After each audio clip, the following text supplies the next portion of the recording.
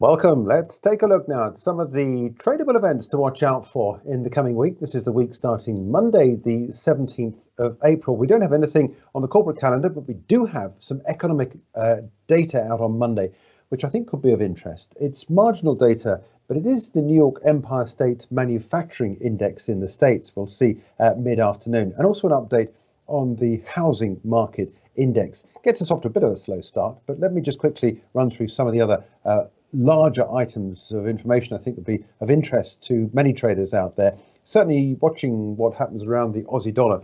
For the release of the last RBA meeting minutes, now this will give a further insight into the thinking about Australian interest rates. We saw a rise last time from the Aussie Central Bank. For me, one of the big risk events of the week, and I was talking about this in a separate video, is the Chinese first quarter GDP number.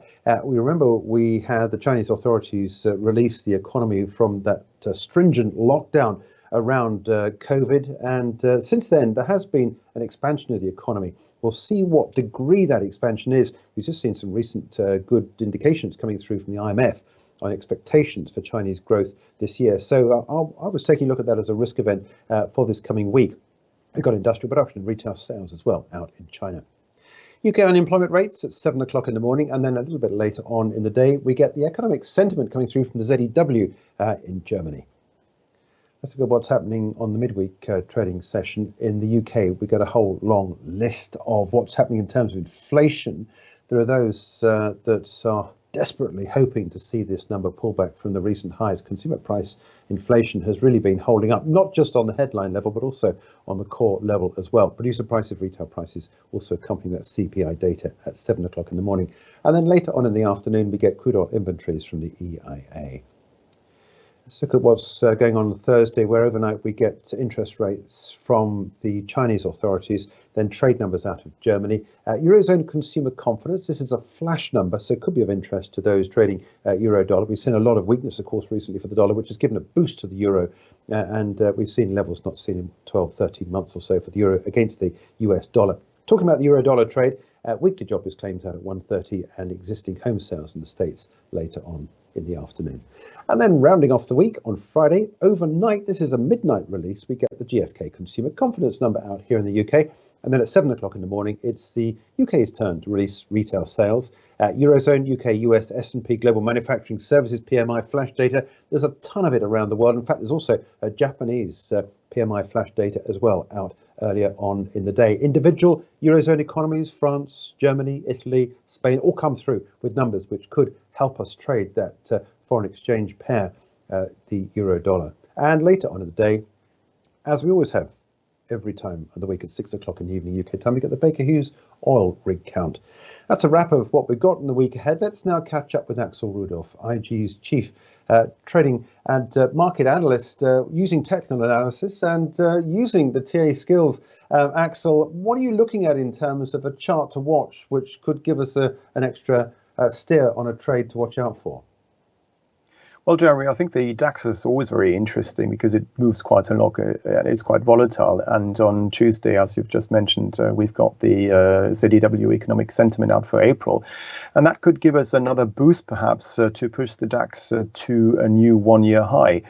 And if so, if we look at the weekly chart, we can see that we have risen on the index for 4 consecutive weeks now and are heading towards the psychological 16,000 mark, above which we have the highs seen back in November of 2021 and also of January 2022, around the 16,300 mark. So it'll be interesting to see whether the economic sentiment out of Germany is supportive for equity markets. If it were to disappoint, however, we would have to probably slide to below the 15,650 zone or so on this daily financial bet for the momentum to come out of this bullish move that we've seen over the last few weeks.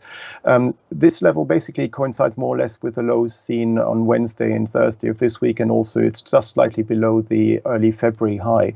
So that perhaps is a sort of line in the sand for the bulls, above which we will remain bullish from a technical perspective.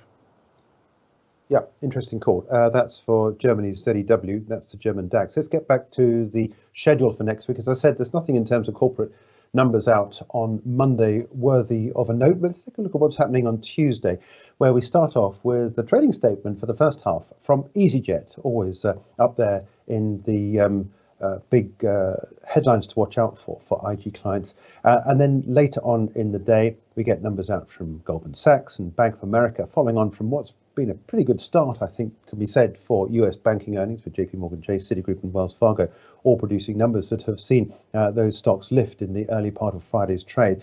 Johnson & Johnson first quarter earnings also before the bell, and then after the bell in the evening, we get the start of some of the big tech stocks in the US reporting earnings. Netflix on first quarter earnings after the bell on Tuesday. ASML Holdings first quarter earnings out before the European markets get underway on Wednesday. This is the company that makes the machinery that makes some of the big global inventories for semiconductors. So we get an indication as to how healthy the semiconductor sector is with these numbers out from ASML.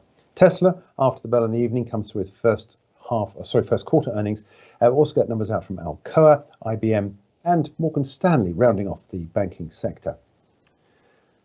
On Thursday, 20th of April, we start early in the UK with a 7 a.m. release for WH Smith, first half earnings. Also, there's an operational review update for the first quarter from Rio Tinto, both in the London markets, and we'll see what happens with those stocks at 8 o'clock in the morning after the release of that data. AT&T, Philip Morris and American Express reporting a little bit later on in the day in the States. All those stocks trade all sessions on the IG platform. And on Friday, as we round off the week, we've got early numbers out from SAP, the German software company, on first quarter numbers. And then later on in the day, before the US markets get underway, the oilfield services company Schlumberger on first quarter figures, and P&G on its fiscal third quarter. Let's get back to Axel with a look at a stock to watch on that list there. And what is he looking for? Clearly, the US earnings season really starting to motor this week. Yes, it certainly is. And Tesla is very interesting. And perhaps the first quarter results can give us some impetus, because the share price has actually been trading in a quite a lackluster way over the last week or so, and has been range bound for much of the month of March and April so far. As we can see here, we've got some sort of triangle forming here, and basically for me the levels to watch out for are the mid-March low at around $164, because as long as we can stay above there, we should be able to regain some momentum and head back up again towards the red line here, which is the 200-day simple moving average, around the $213 mark, and also the February high $217 and slightly above there. So if the earnings come in as expected or better than expected, I wouldn't be surprised if we were to head back up again towards this $213 to $217 area, a rise above which would be very bullish actually for the share price of Tesla, and could take us back towards the $237 mark later this month, and perhaps in May. But if earnings were to disappoint, and if a slide through the $164 mark were to be seen, then that wouldn't be very good for Tesla at all, because it would mean that we are forming some sort of toppish formation here and could head back down again towards the $150 mark or even lower. So it'll be interesting to see what first quarter earnings have to say with regards to the Tesla share price next week. Okay, Axel, thanks indeed for your time. Let's take a look at Tesla share price. That's it. Have a good weekend. I'll be back 7:30, early doors on Monday morning. For more videos from us here at IGTV, join us on Twitter at IGCom, Instagram, and subscribe to our YouTube channel.